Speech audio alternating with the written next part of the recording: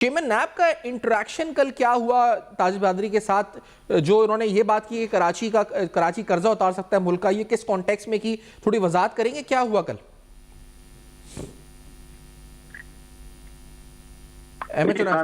जी जी। अच्छा जी, कल का जो इंटरेक्शन है वो बहुत अच्छा था। कल ताजिर बरादरी को उन्होंने बड़ा कॉन्फिडेंस दिया और कहा कि जी आप अपना काम करें, आपको कोई खुदा न खास्ता गलत हैरेसमेंट नहीं होगी और आपके साथ जो है वो पूरा इंसाफ किया जाएगा। और उन्होंने इस बात की मिसाल दी कि जो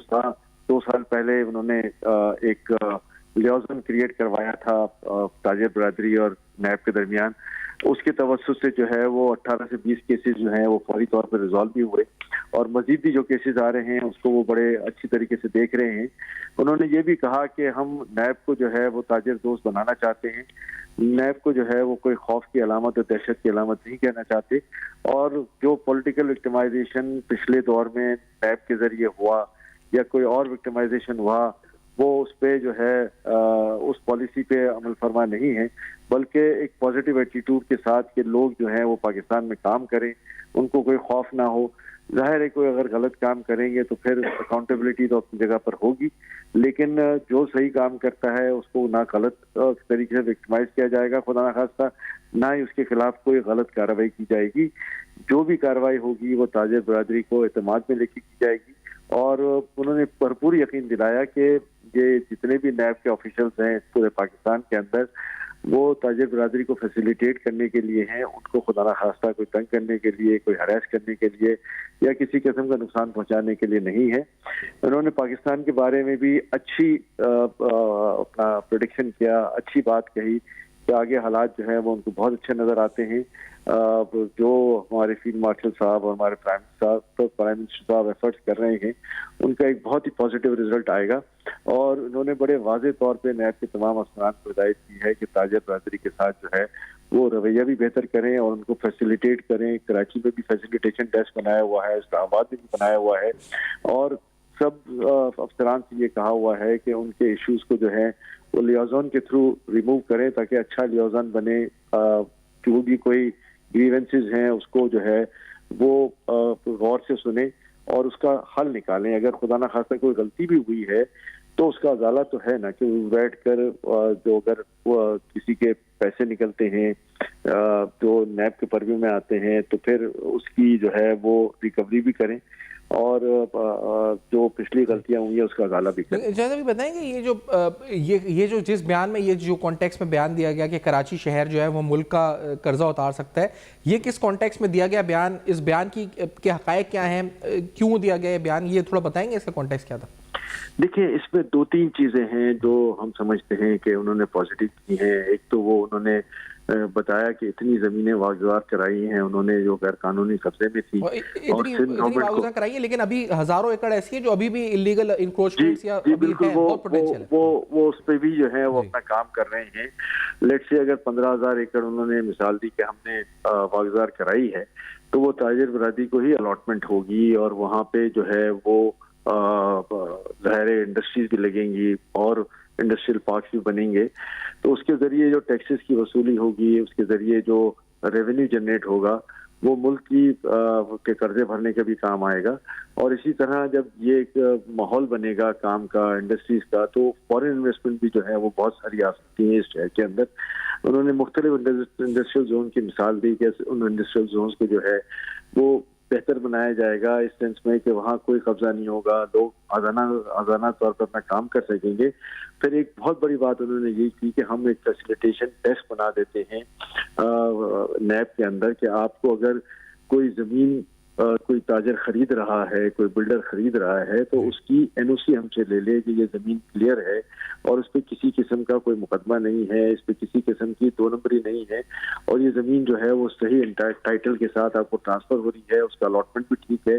तो इससे न सिर्फ आगे फ्यूचर में काम करने में मदद मिलेगी बल्कि सैकड़ों ऐसे ताजर हैं जिन्होंने इस किस्म की जमीनें खरीदी हुई हैं और आज मुश्किल में है कि ये जमीनें जेन्युइन नहीं थी, उसको जो है वही कवर कर सके।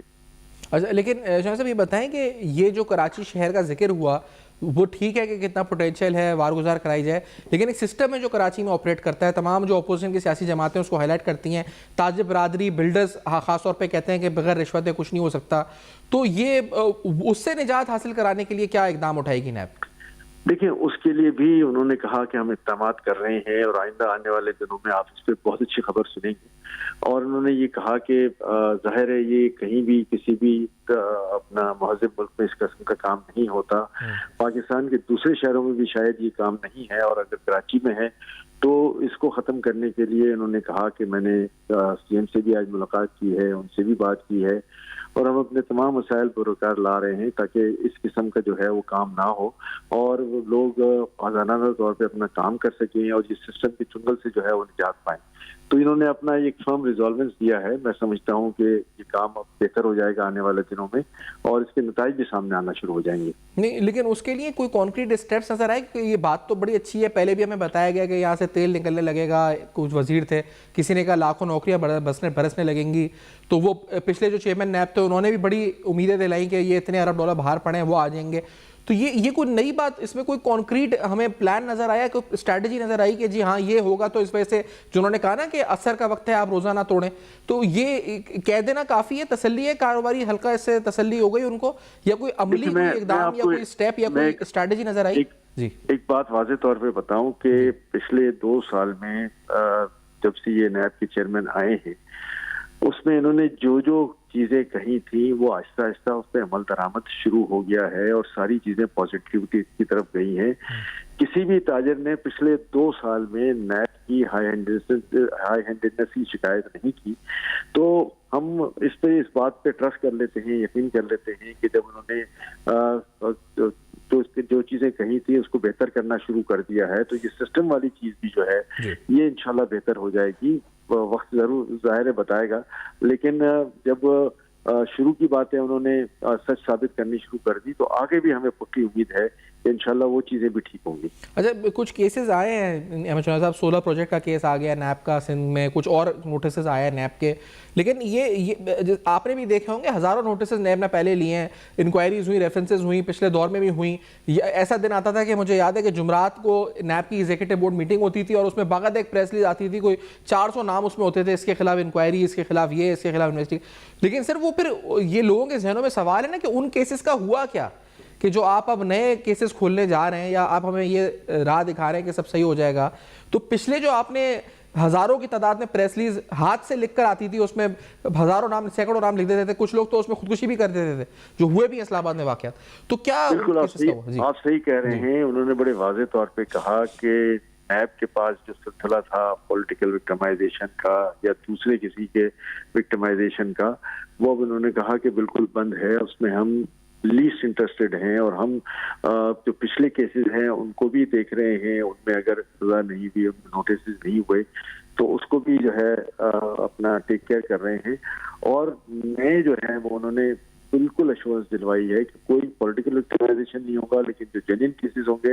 वो जरूर होंगे। अभी जो आप बात कर रहे हैं कि सोलर पे और दूसरी चीजों पे, तो जाहिर है मीडिया की खबरें आ रही हैं, उस पर काम हो रहा है। पहले जो मीडिया का इंटरेक्शन था